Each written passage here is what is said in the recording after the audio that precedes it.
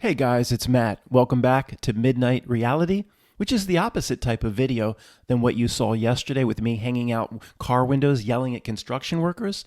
This is a much more reciteer presentation. It's about our place in this reality and, most importantly, what our spiritual adversary, the asshole, the Notnilc, tries to do to us, oiling the sword and polishing the armor. For the few of us that care to fight back against the spiritual adversary, most of our family and friends welcome it in. Before we begin, I'd like to give well wishes to Bill, who does our great posters. Something very strange health-wise came up. I hope Bill can send me an email letting me know he's doing better, and I can let all of you know if Bill's feeling a little bit better. We'll see you soon, Bill. The main focus of this Midnight Reality is the rule of opposites, going over, for those that are new, what it is, but most importantly, as we work into it, how it presents this multiverse concept. And there are trillions and unlimited infinite versions of you and other realities all happening at the same time, and how we can apply the rule of opposites to see through its bullshit and get a handle on what's really happening. We can actually figure out, in some cases, things about ourselves by applying the rule of opposites to the asshole, to the Notnilc.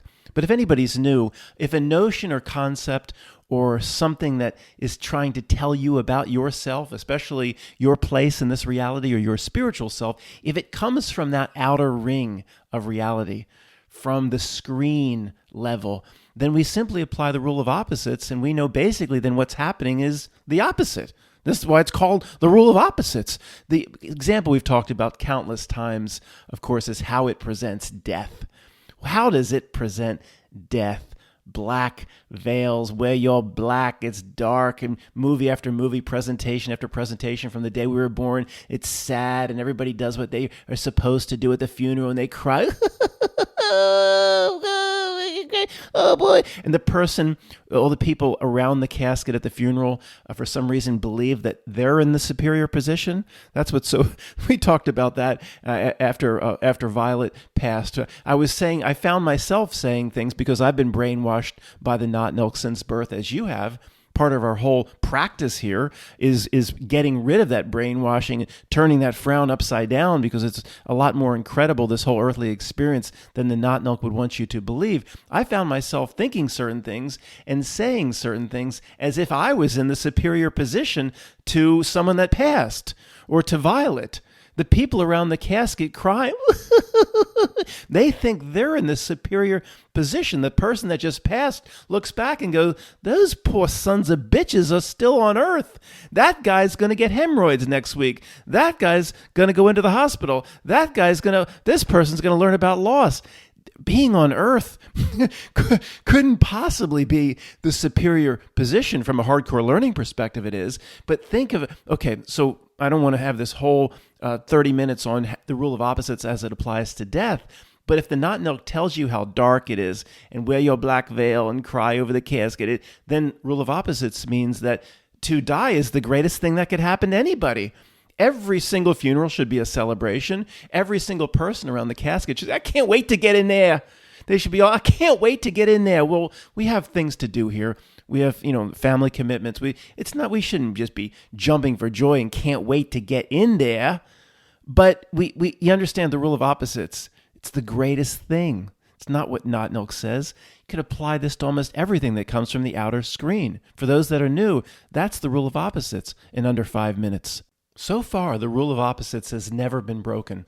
We've been discussing it for roughly 4 to 5 years. It's never been broken. But there is one caveat, one proviso, that it has to be a message from the screen, from its perspective, an important message about your place and about reality itself. If it's under a certain threshold or considered trivial, then the rule of opposites probably doesn't apply if you take it down to its lowest levels. For example, the one I always put forth is, Your high school cafeteria may have put a poster up that said, eat your broccoli and your green vegetables. I'm sure somebody right now is typing how that is actually bad for you, but let's just go with it. You know what I mean? This is just an example. Well, even though the high school is part of the state system, which is part of the Notnilc, which is part of the system and the indoctrination system, the K through 12 indoctrination. Okay, but there could be a poster that says, these vegetables are good for you, and you don't sit there and teach your second grader the rule of opposites, so they just snack on the M&Ms. I always use this example. Maybe the leafy greens are good for you, and the high school put up a poster that's actually true. At some level, at some threshold that's very, very low and trivial, the rule of opposites is not going to apply to everything, of course. But that's Matt, move on. Stop stating the obvious. Pootie Tang award yourself. However, let's say the Notnilc is presenting an audience goer, or you watching a TV show, with something that relates to your spiritual self, or this concept of the multiverse, and you watch that horrible, wretched, everywhere, everything all at once. It was okay. Michelle Yeoh should have never left Star Trek. As an actor, whatever I'm not allowed to say actress. I don't even know anymore. I'm so confused like y'all are. She was never really good enough to have left Star Trek. Everywhere, everything, all at once. I don't care what the movie's called. I probably continue to get it wrong. Don't correct me. I don't care. It's probably not worth me pronouncing it properly. It's okay. Everything on a bagel, Juju Debaki or whatever. It's okay. I'm glad I saw it once. But the awards and the accolades, and Michelle Yeoh got this and this award, and probably Oscars were given out. See, that shows you the Notnilc has to show you outwardly what it really supports. The notion that there are billions and trillions and infinite versions of you all happen at the same time. One's washing a car right now in Encinitas, which is just above San Diego, and one's making balloon animals crashing a wedding, making balloon animals in Madison, Wisconsin. Make me a bicycle, clown. That scene from the Wedding Crashers. One of you's doing that. One of you's a Catholic priest. You've got trillions of you all at the same time. And how about Dark Matter? Apple TV's Dark Matter with Jennifer Connelly and that other actor who they put in everything, who's never any good. I don't know if you know his name. Where, there's trillions of versions of you this guy's trying to get your life. In Dark Matter, the guy who was the scientist that was able to break through into the other realities and find the other trillions of versions of himself found the version of himself that he wanted the most. And of course, it was mostly about coveting a woman, coveting Jennifer Connelly. And he wanted to swap places and take her life, and he wanted to take her to bed, and then swap places with the other reality, whatever. Nope, I'll tell you what, if that's true, and the whole point of this presentation about the rule of opposites is it couldn't possibly be true if it came from Notnilc. Don't forget rule of opposites. If it's presenting something about yourself or your spiritual self that's incredibly important, apply the opposite, or just know that it couldn't possibly be true what Notnilc is saying about you.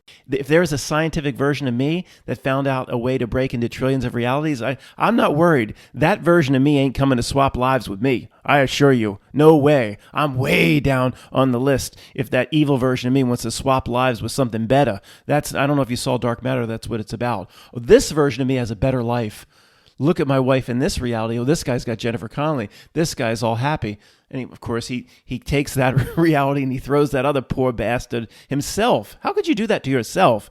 He throws that poor bastard, which is himself, into his reality. His life eats shit. Anyway, the point is, if the Notnilc is showing you multiverse, it couldn't possibly be correct. That doesn't mean, Matt, you talked about Tony and the simultaneous incarnations. That's different.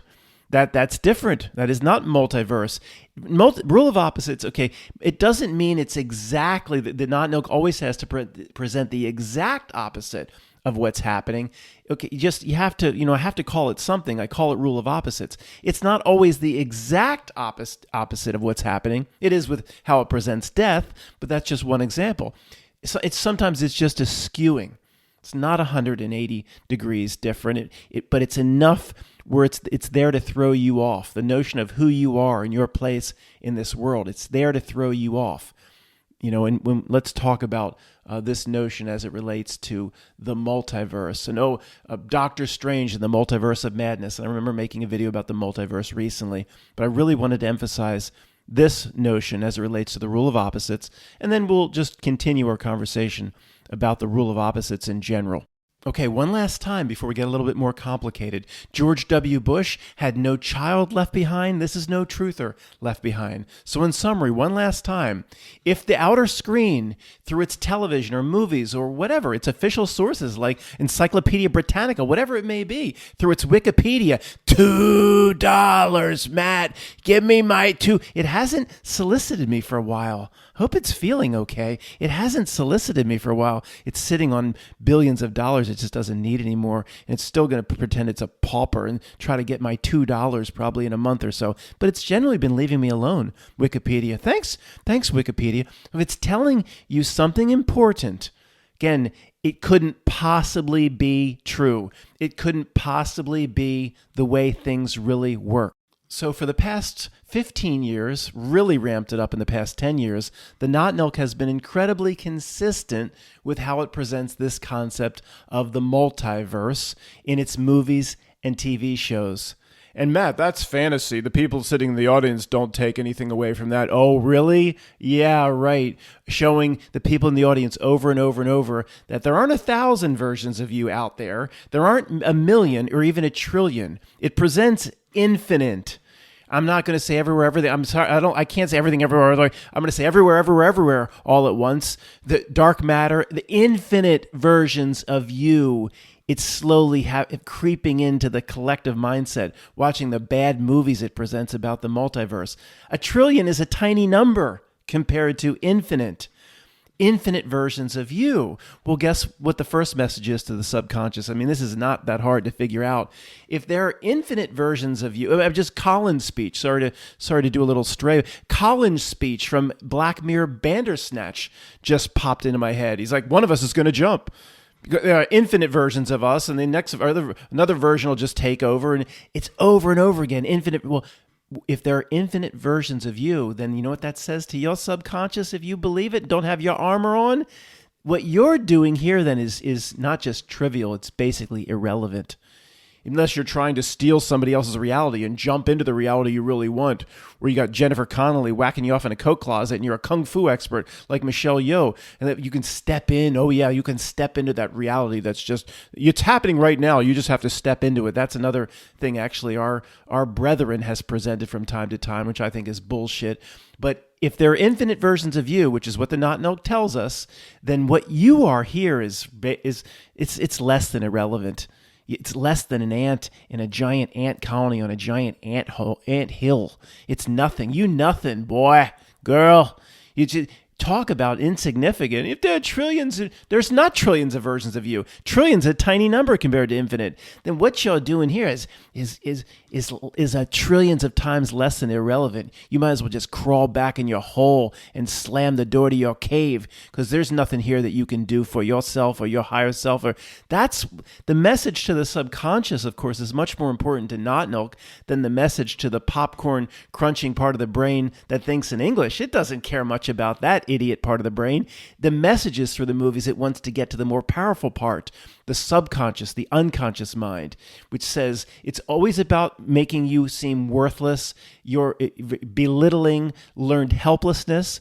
And if you're one of hundreds of trillions of realities, then that is the definition of irrelevant and learned helplessness and hopelessness. And it is different from Tony's presentation of the simultaneous incarnation of higher self.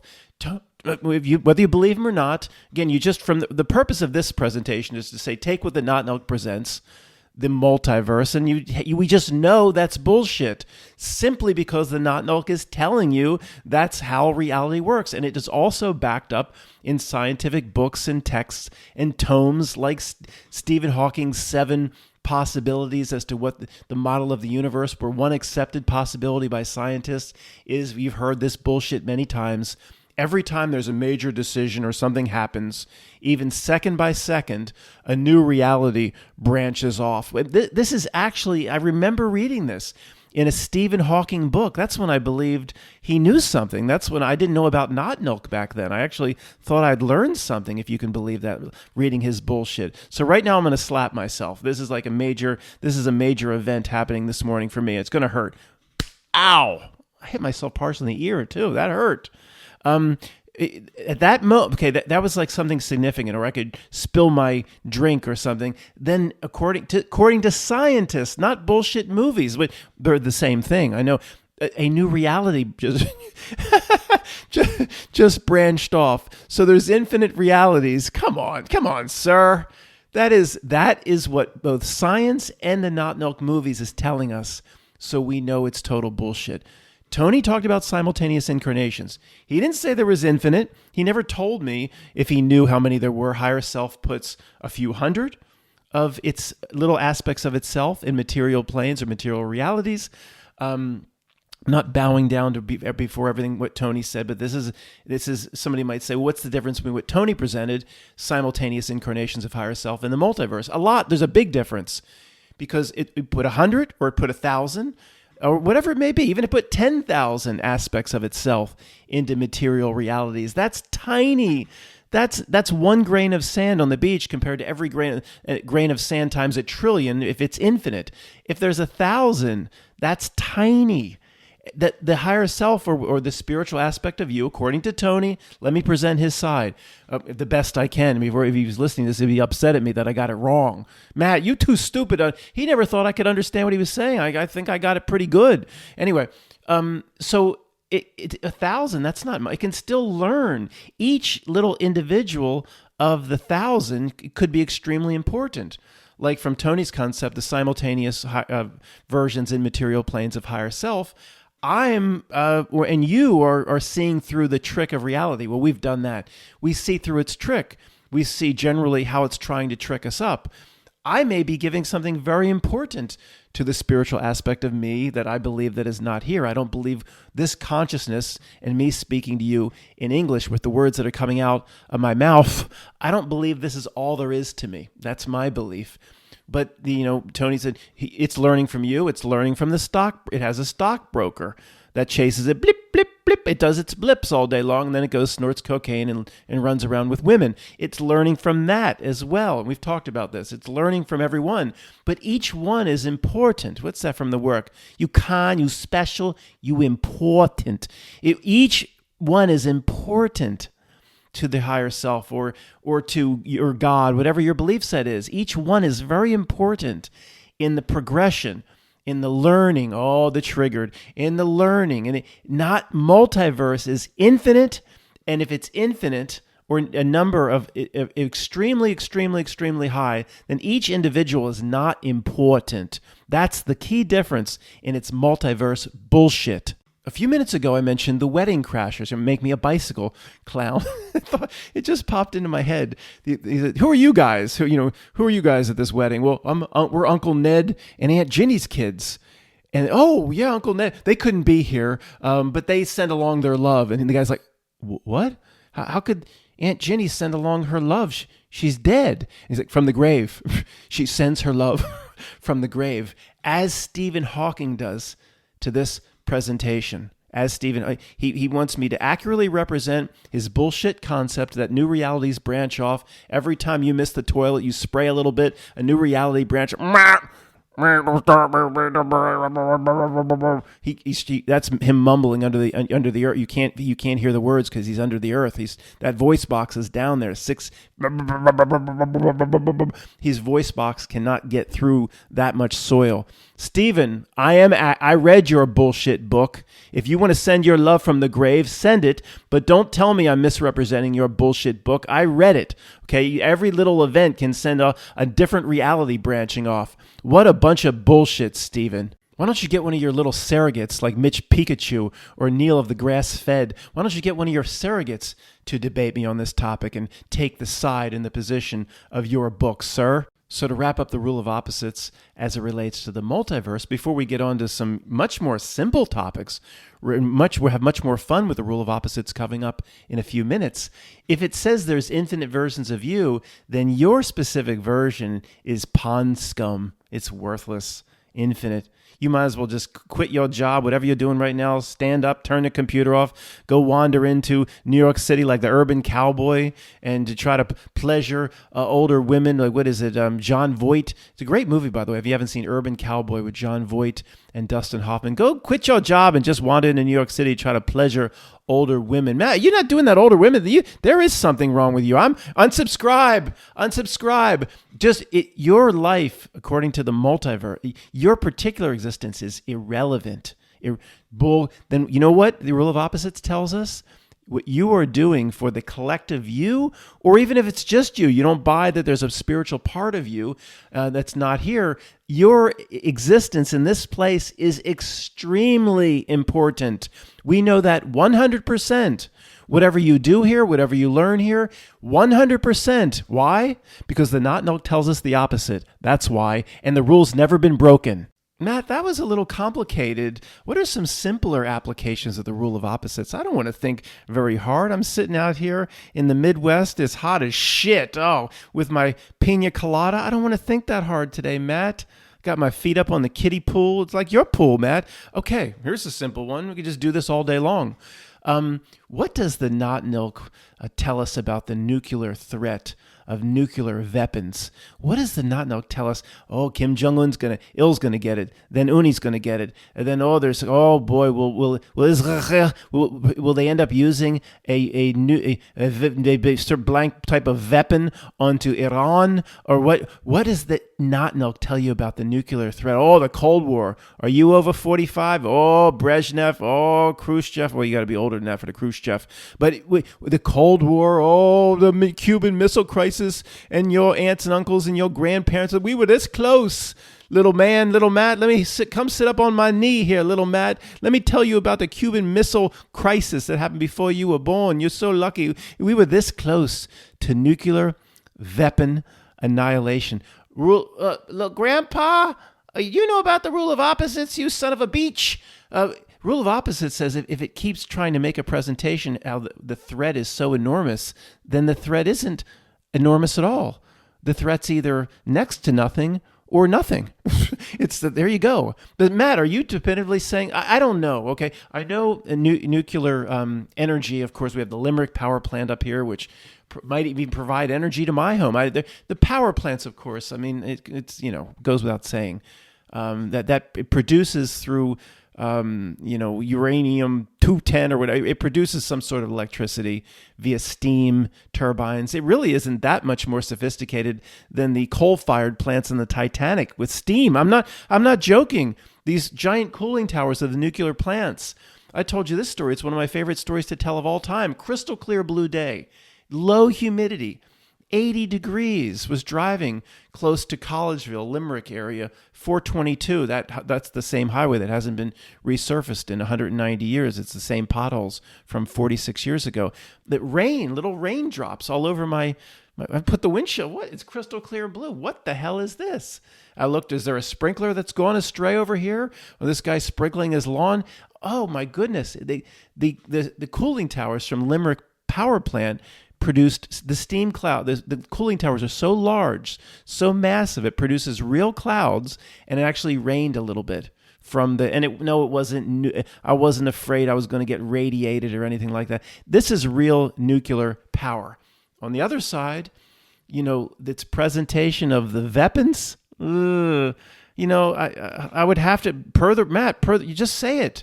Go the whole way. Per the rule of opposites and its presentation, I would have to say that's bullshit, that there is no threat. Another aspect to the rule of opposites is not just what the Notnilc is saying originally, but how hard does it work on the back end over time to cement in its position. And as it works over time, or pathetically gives itself away as trying to work too hard to cement a position, that confirmed that original notion about applying the rule of opposites to the particular topic or subject is valid. Matt, what did you just say there? I have no idea. I have no idea what I just said. Let's just take related to what we're talking about. Just take Chernobyl, for example. I know many of you were rising up out of your bathtub, throwing rubber duckies, wanted me to talk about this. Chernobyl, a presentation? In my opinion, yes. That doesn't mean all nuclear power that's not saying anything about the notion of nuclear power. It's saying the particular presentation of Chernobyl, I have to say this a certain way, let's just say should be questioned. Not just the way it went down, and not just because, Matt, what about all the hikers that have gone in there and they pull out their little Geiger counter? Yeah, I've seen those videos, whatever. Who knows? I wasn't with the little hiker groups that went in there. I look at its back end presentation, its continual presentation over many years, including and especially the HBO series, which whether it happened or not, I still like to watch the series. Again, I watch Star Trek. I don't think there's a Captain Kirk flying around up there. I still enjoy Star Trek. I like Tom Hanks' Apollo 13. I don't think anybody's flying around up there in Houston. We have a problem. I ain't buying that either, but I like the movie. Just it doesn't have to be real for me to like the movie. I like the old Flash Gordon. That's not real either. So I like Chernobyl's a great series, but it worked too hard on the back end to make sure. It's like, everybody look at me. Here's what the Notnilc did regarding when it wants to make a presentation everybody's supposed to believe in, or in Chernobyl. Look at me. We're going to make this. And the Chernobyl series on HBO was just perfectly produced. It was well done, of course, just as good as any movie. And then I'm like, I'm watching when they're working too hard to cement in this notion. And then at the end, of course, it dropped right at the end, right at a key time. It dropped to 33. And, it didn't, I guess, put me over the edge, but it really wasn't helpful in Notnilc making a case that accident actually happened when they dropped the 33 at the end of the Chernobyl series. So, guys, in other words, I have to, if I don't know, I cannot abandon the lessons that I've learned about how the dark part of reality works. I cannot abandon the lessons. If I don't know, I wasn't there, I have to apply what I've learned. And I have to apply the rule of opposites until it proves itself or demonstrates itself to be false. Rule of opposites says, particularly if it's working, this is a little addendum to the rule of opposites. If it works too hard in its back end presentation, trying to cement the story as the decades go by, that's also a little bit of a giveaway. So, per the rule of opposites, Chernobyl accident? I don't think so. Sorry. If anybody was, I don't think so. I have to apply the rules that I've learned about reality. So I just grabbed a pen. I'm taking a few notes here as we expand our understanding of the rule of opposites and how we can apply it to the Notnilc tactics against our spiritual selves.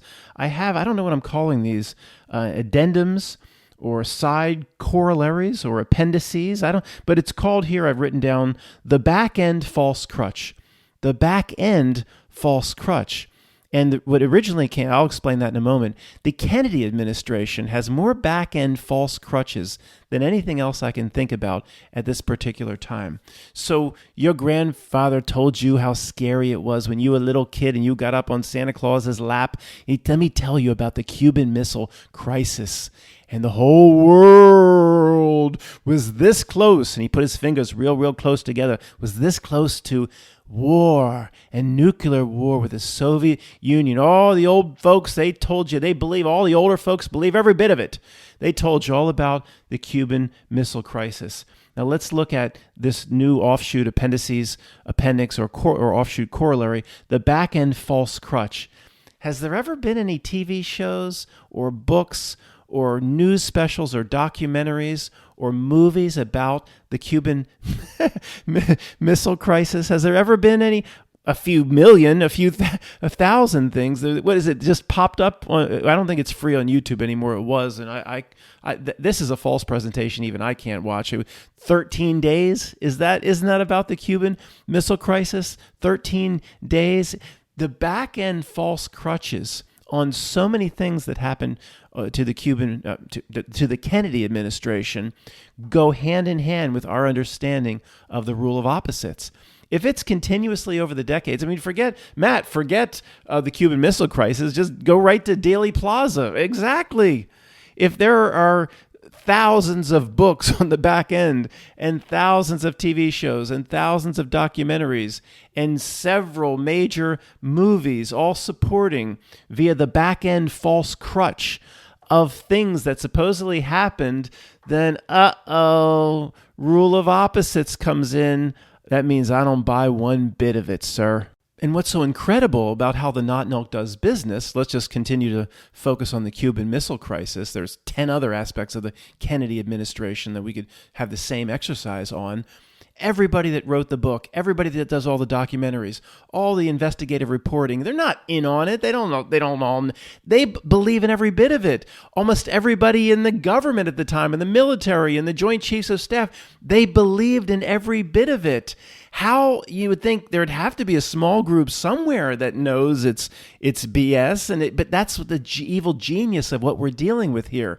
And of course, my friend Tony or anybody in your life that's considered normal, where we're considered the rule of opposites, we're considered abnormal, they would come along and say, Matt, isn't it more likely, you've heard of Occam's razor, right? So isn't it more likely if all these people were fooled, all the levels of government and the people in the ships and on the carriers and in the military and the Joint Chiefs of Staff and the Department of Defense, and on both sides, they believed themselves that it was this close, again, like your grandfather, I'm putting my thumb and my finger very, very close together, this close to world war or nuclear annihilation via the Cuban Missile Crisis. Isn't it just Occam's razor to think that it actually happened, Matt, instead of tens of millions of people, if you consider the whole world, billions of people being fooled? No, I'm sorry. The Notnilc is very adept at its false presentation. How it does it is supernatural in many ways. It is beyond our understanding. You would think, just because we have to put it between our reality bookends, that there was a little group somewhere in the Soviet Union that knew it was in the United States that knew there was never any chance of war. We have to believe that because it just doesn't make any sense. It is possible that everybody was on the download and everybody believes it. Well, Matt, if everybody believes it, then everybody believed we were this close to war and it really happened. But you loons in this research community saying it didn't. It wasn't ever going to happen, and it was. I don't care what you want to say about me. We know just in examining how it does business, it's a false reality presentation. Even if everybody believed in it, right through the president what do they have in Russia? A premier? It's so many P's, I can't keep it straight. Even if everybody believed in it, then it's the download and it's a false reality presentation. It doesn't matter. It's still false from our perspective. Here we go again. Even if it's real, it's fake. And now we're applying that to the Cuban Missile Crisis. Okay, now let's look at a day in history or particular event where just the opposite seems to be taking place. There is no back-end false crutch presentation whatsoever. Many of you that have been in our community for more than 5 years have come across a few times, not much, information on the Black Tom Island explosion. The Black Tom Island explosion, a munitions dump, was it World War I? I think, not World War II. The Statue of Liberty was damaged, so nobody could get up into the damn, torch anymore in terms of the tourists. And Matt, there's a lot of people rising up out of their bathtub right now, throwing rubber duckies. I hear you. It's not my first conspiracy video. I know. I'll present your position at the podium. That's a Mandela effect. Well, let's just leave that aside for now. Not everything's a reality shift. And who are you talking to here? I'm more Mandela affected than anybody, but we go a little too far. If you missed that Brady Bunch special, chances are you just missed it. And it wasn't a reality shift that you missed that Brady Bunch special. So I understand, maybe it is, but for now, let's apply what we've learned here. Let's say the Black Tom munitions explosion, it was associated with World War I, which would have been around 1914 and 1917, whatever it may be. So does your friends and family know all about it? Nobody knows about it. Does a person on the street, sir, you going into the Wawa, have you ever heard of the Black Tom munitions explosion that damaged the Statue of Liberty? No, I've never heard that. Well, leave me alone. I want to get my sub. Okay, nobody's really heard about it. Nobody, and then inside our community, we know very little about it. And then we have 30% of us that say it's a Mandela effect. But apply what we've learned here. Has there been a bunch of TV shows about it? No. Has there been a bunch of movies about it? No. Has there been Broadway plays about it? Right next to the Book of Mormon on Broadway, you got the Black Tom Explosion musical, right? And then West Side Story coming in when that goes away. No. There is no back-end false crutches over the decade to push it. Therefore, what am I going to say? I hope you know, based on the rule of opposites and everything we've been talking about, the chances of the legitimacy of that story is greater than the Cuban The Cuban Missile Crisis, or anything where its back-end false crutches are endless, and movies and books and songs about it, and poems about it. Black Tom Island explosion? There are no back-end false crutches. No books, TV shows. Well, there might be a few books, but maybe 20,000 less books than the Lee Harvey Oswald Dealey Plaza thing. That means, to me, per the rule of opposites, it's probably real. It probably happened. The certain, let's say, mall event or school event where a certain person on the news is tragically gunned down, and then they talk about it for 5-10 days in a row, and it's such a big news story, like the one recently that happened, say, in Minnesota. I don't know anything about it, but I'm going to apply the rules of reality that I've learned. The Minnesota situation was sharing equal time on the CNN homepage with it between Iran and Israel. It was sharing equal time, equal space on the homepage. Therefore, what do you think I'm going to say about it? Where in Los Angeles, there was a major gun battle between the two gang, the Bloods and the Crips, or whatever. All these people, gang battles and much more carnage, and it's like this, maybe a little tiny, if there is real newspapers that are still printed, maybe it's just a few sentences in the D section on the last page. Nobody cares. The Notnilc isn't trying to work too hard with its back-end false crutches. So it gives itself away. The greatest example of all time, of course, talk about it maybe too much, is the MH370 plane. It was the only news story, dominated every second of every minute for 3 days, and then dominated 15 to 20 minutes of every 30-minute news for the next 14 days, and goes on and on. And I haven't looked. Has there been a movie about it? I'm sure there's been a movie about it. I'm sure there's been a series about it. Then, let's just apply the rules here. There's no possible way it happened the way they say it happened. No possible. Let's just take it as far as we should. Matt, nothing ever took off. I'm not sure. Nothing took off, of course. It's ridiculous. Matt, you're kind of saying that there's an inverse relationship between the amount of press an event gets and its legitimacy. Well, I'm not kind of saying anything. It's exactly what I'm saying.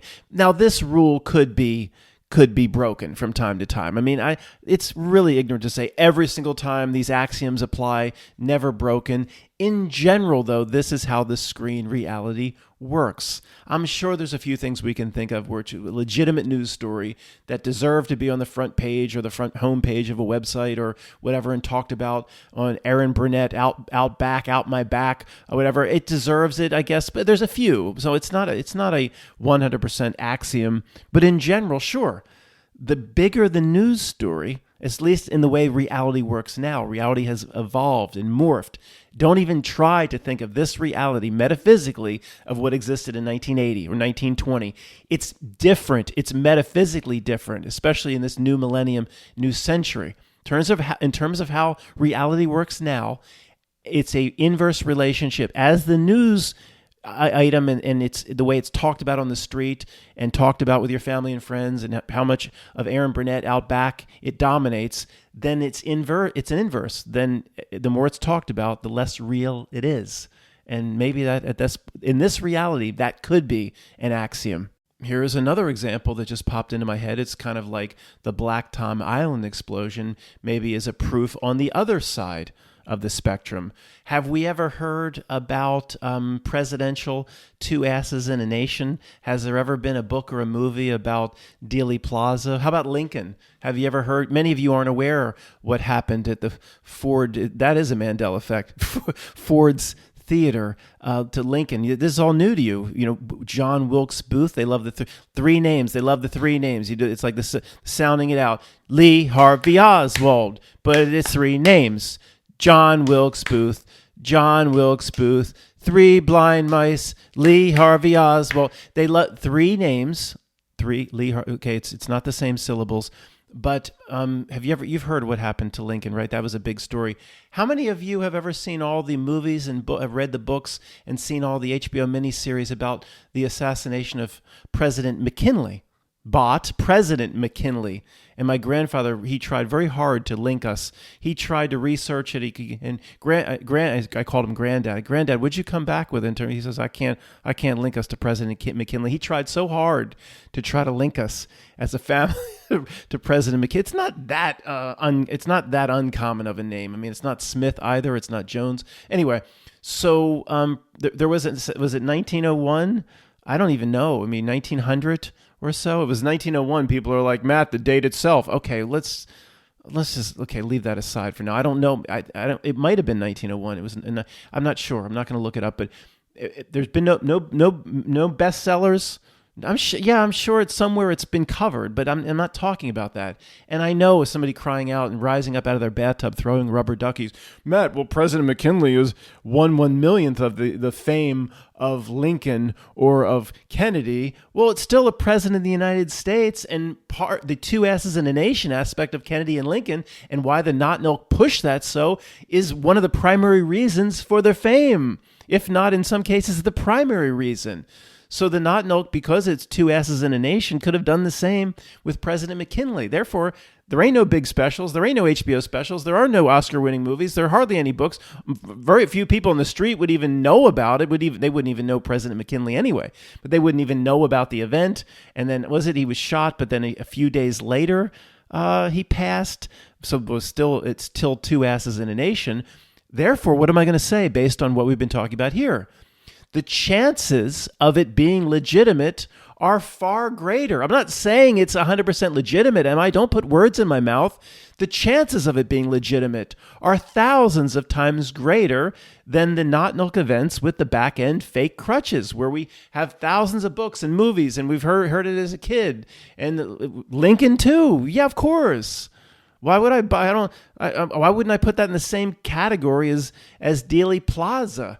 Look at the back end crutches of all the fake terms associated with the grassy knoll. There's so many back end fake crutches. They're also like event weights, event tags.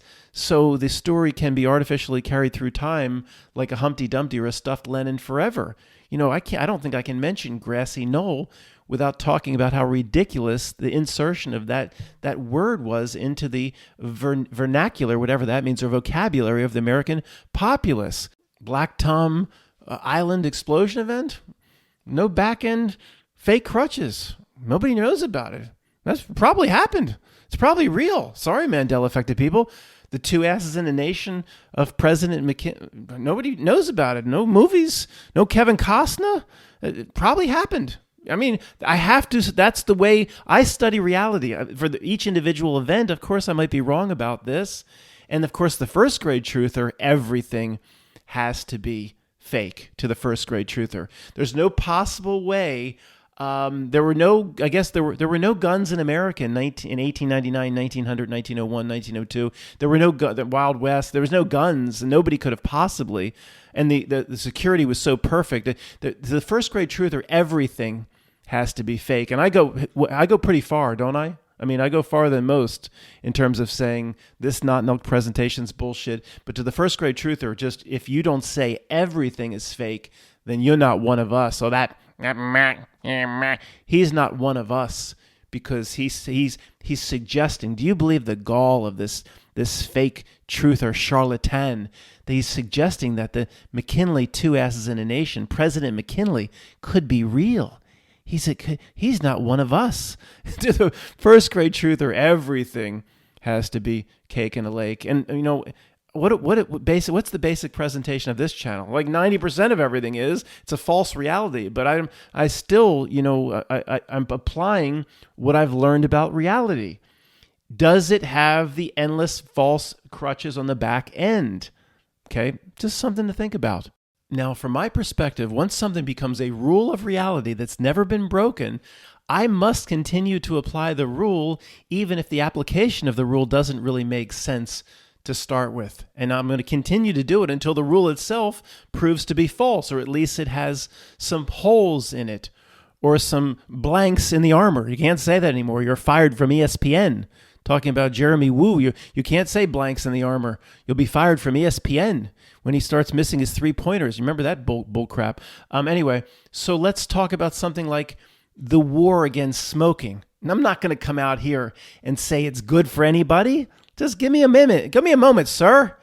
It happened started about 20 years ago. The gigantics, the states got together, and the class action lawsuits and the war against smoking and smokers. One last time, you don't apply the rule of opposites. It's going to make me a healthy man. No, but there are other possibilities that people have shared with me. Okay, that potentially the nicotine or does certain things to would we say that the U.S. population is under some sort of brainwashing? Would you say that? I would say that. I think you would say that.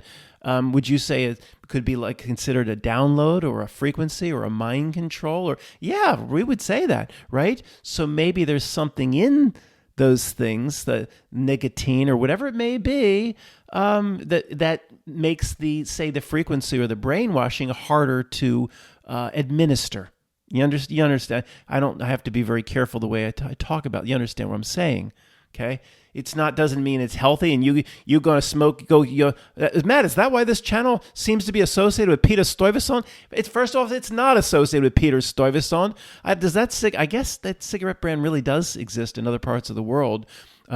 Smooth flavors, special fruit.